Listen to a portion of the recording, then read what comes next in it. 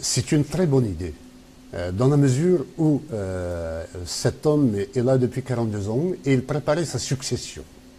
Son fils, d'ailleurs, a été le premier à faire un discours de menace contre son propre peuple. On ne comprenait pas comment se fait-il que Kadhafi soit le responsable et que ce soit son fils qui fasse le discours le lendemain pour menacer les gens.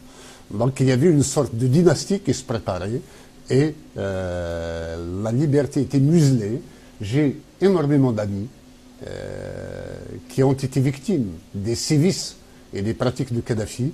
L'un d'entre eux a été tué. Il s'agit de Saïd Mahroug, Saïd Ifouine. Aujourd'hui, avec le recul, je lui rends hommage. Je sais qu'il a été le chêne qui a défié le temps. Et même s'il est mort, Kadhafi est en train de mourir pour de bon. Et sa mémoire, à mon ami Saïd Mahroug, restera éternelle. Parce que c'est celui de la résistance. Aujourd'hui, ça va être plus facile pour vous d'aller en Tunisie?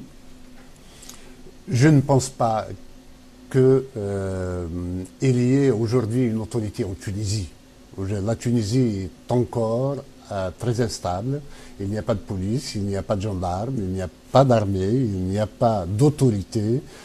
C'est plutôt l'anarchie. J'espère à mes frères tunisiens de la liberté et du bonheur. Ils vont retrouver la démocratie.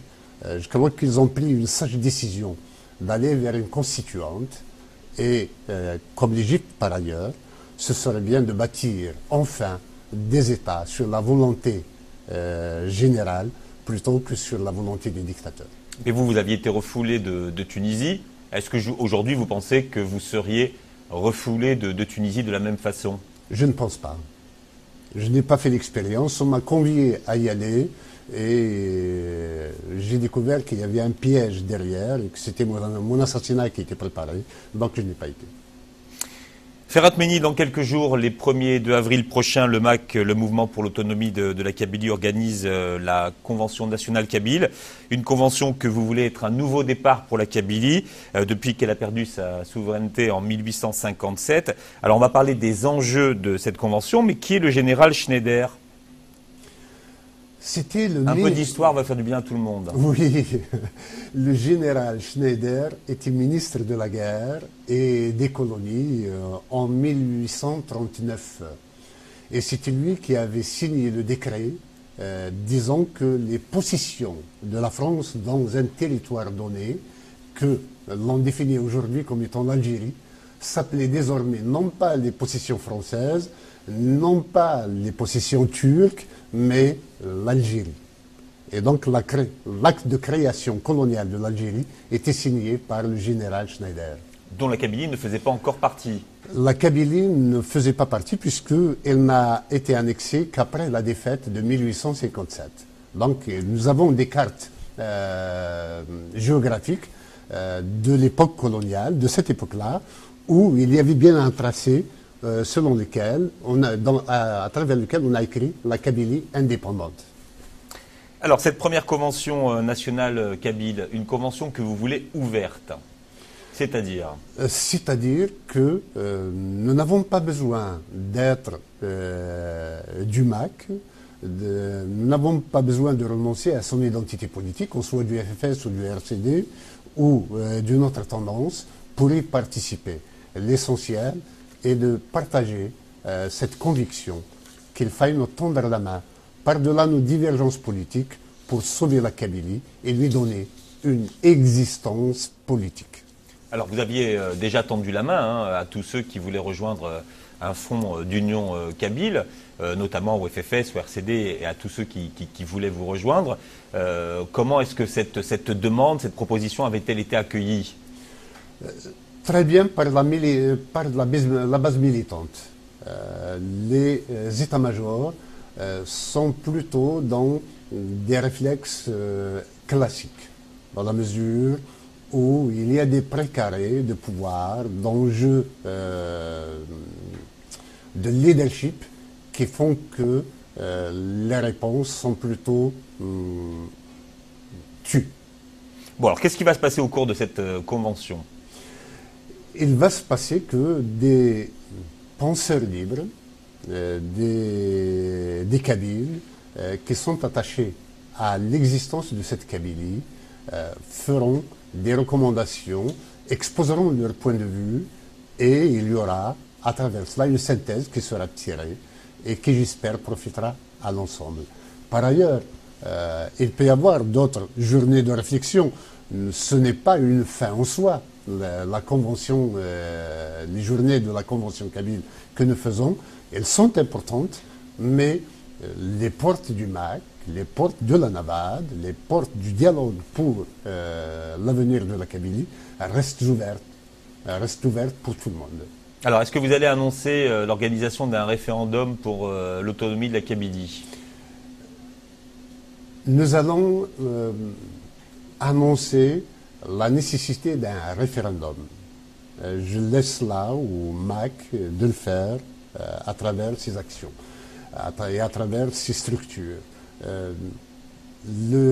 L'organisation d'un référendum se fera le jour où les conditions s'y prêteront, que le pouvoir algérien en soit d'accord ou non. C'est-à-dire? C'est-à-dire que dès lors qu'un rapport de force est créé, il est évident que la Kabylie votera pour son avenir. Pour le moment, il est privé d'existence. J'ai vu par ailleurs des gens, des points de vue tout à fait respectables et de personnalités que j'apprécie personnellement, même si nous ne partageons pas, essentiel, qui parlent du fait que les instances ou les institutions qui sont mises en place sans la volonté du peuple kabyle sont nulles pour le moment. Ils oublient juste une seule chose. Le peuple kabyle n'a pas d'existence légale aujourd'hui. La Kabylie n'a pas d'existence légale. Comment peut-elle se donner des instances ou des institutions si ce n'est par le volontarisme et la volonté de femmes et d'hommes déterminés à lui donner cette existence? Nous avons la légitimité de notre volonté à faire exister la Kabylie. Mais quel est le sens de votre démarche finalement? C'est le sens de pérenniser et de faire émerger la nation kabyle, le peuple kabyle, des ornières dans lesquelles ils ont été tenus jusqu'ici. Quand on prend le gouvernement provisoire de la Kabylie, quelle est votre action réelle aujourd'hui? L'action réelle est une action dont nous avons parlé jusqu'à présent, c'est-à-dire de donner une identité à chaque Kabyle, de donner une existence internationale, et nous travaillons. Il y a une diplomatie au plan international pour notre reconnaissance en tant que nation, pour crédibiliser l'existence de la Kabylie, et en même temps pour aussi faire justice à la Kabylie. Faire en sorte que justice lui soit rendue à travers les instances internationales, notamment pour l'ensemble des victimes du pouvoir algérien en Kabylie. Alors c'est une question qui intéresse beaucoup de gens, mais de quoi vit le gouvernement provisoire kabyle aujourd'hui? Quel est son budget de fonctionnement? Il n'a pas de budget. Le gouvernement provisoire kabyle vit de dons de personnes qui tiennent absolument à garder l'anonymat. Nous appelons d'ailleurs chacun à être solidaire du gouvernement. Il y a un compte PayPal, il y a un compte bancaire que tout le monde peut alimenter et nous encourageons chacun à le faire, que ce soit dans l'anonymat ou à titre officiel. Alors dans quelques jours également, nous commémorons le 10e anniversaire du Printemps Noir. Comment est-ce que vous allez commémorer cet anniversaire? Je voudrais ajouter peut-être quelque chose sur cette affaire, autant de légitimité qu'autre chose. Je pense que ceux qui nous portent la contradiction sur le thème de la légitimité devraient d'abord le faire pour le gouvernement algérien. C'est le plus illégitime avant nous. Et une fois que nous aurons... Ceux qui portent la question de la légitimité veulent savoir qui vous représentez. Est-ce que votre gouvernement est représentatif et de quoi est-ce qu'il est représentatif en fait? Nous renvoyons la balle. Le gouvernement algérien représente qui? Il est représentatif de quoi? Donc, répondre à une question par une autre question, c'est une façon de se défausser. Non, on ne se défausse. Non, on pose la vraie question. c'est parce qu'il y a un déni de droit, il y a un déni d'existence qui est fait au peuple kabyle et à la nation kabyle, à la Kabylie, qu'elle a le droit de se doter et de se donner un gouvernement comme le nôtre. Mais la question, c'est Ferhat Meni, qui représentez-vous aujourd'hui? Qui sont les Kabyles que vous représentez aujourd'hui? Est-ce que vous êtes représentatif de l'ensemble des Kabyles? Connaissez-vous un gouvernement qui représente l'ensemble de son pays? Il n'y en a pas. Il y a toujours une majorité et une minorité. Mais nous représentons tous ceux qui se reconnaissent dans la volonté que nous avons de donner à la Kabylie une existence. Vous comprenez ceux qui vous posent la question aujourd'hui? Ceux qui ne veulent pas se reconnaître dans notre action sont tout à fait libres et nous respectons leur point de vue.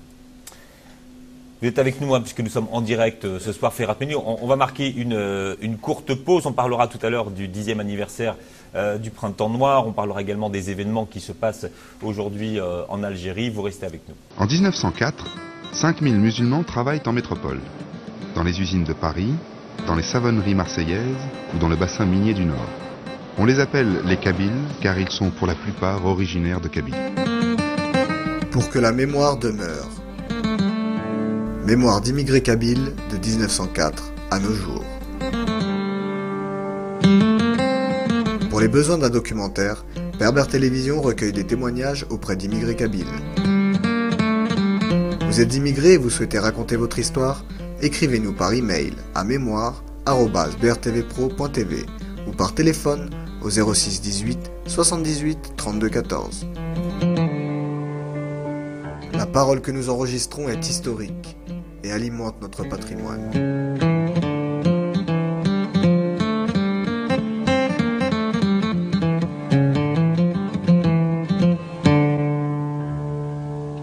Ferhat Meni est notre invité ce soir, chanteur. Vous avez tourné définitivement la page de la chanson, Ferhat? Par respect à la fonction que j'occupe aujourd'hui, je me dois de ne pas revenir à la chanson de sitôt. Est-ce que vous le regrettez parfois? Ça me manque. C'est-à-dire qu'un jour vous rechanterez peut-être sur scène? Quand je retrouverai ma liberté et la fin de l'obligation de réserve qui est la mienne, oui. Peut-être pas sur scène, mais disons dans la production, sûrement. Vous êtes aujourd'hui le président du gouvernement provisoire de la Kabylie. On dit que vous avez été approché par le pouvoir algérien au moment de la création du GPK. Est-ce que c'est vrai? Je n'en ai pas connaissance personnellement. Non, vous n'avez pas été approché? Non. Pas d'émissaire? Ok. Dans quelques jours, nous commémorons le 10e anniversaire du Printemps Noir. Est-ce que sans les événements du Printemps Noir, vous auriez demandé l'autonomie régionale de la Kabylie? Sincèrement, non. S'il n'y avait pas eu de sang versé, je n'aurais pas été sensibilisé à ce point, affecté à ce point, de demander une autonomie régionale. Peut-être que c'était dans le cours de l'histoire qu'à un moment ou à un autre, la Kabylie puisse émerger, mais en tous les cas, ces événements ont été déclencheurs de l'idée et du concept lui-même. Et qu'à ce titre, je dis toujours parce qu'il y en avait en même temps des acteurs sur le terrain qui étaient l'Arrache à l'époque, et nombre d'entre eux nous ont demandé pourquoi se fait-il que ce soit à ce moment-là vraiment que nous ayons demandé une autonomie. D'abord, nous l'avions demandé avant la constitution de l'Arrache. Et la conférence de presse que nous avons tenue pour revendiquer une autonomie de la Kabylie s'est faite le 5 juin, alors que la plateforme de l'Aqsar n'a été faite que le 11 juin. Donc nous sommes un peu antérieurs à la chose. Et je réponds toujours qu'on ne sort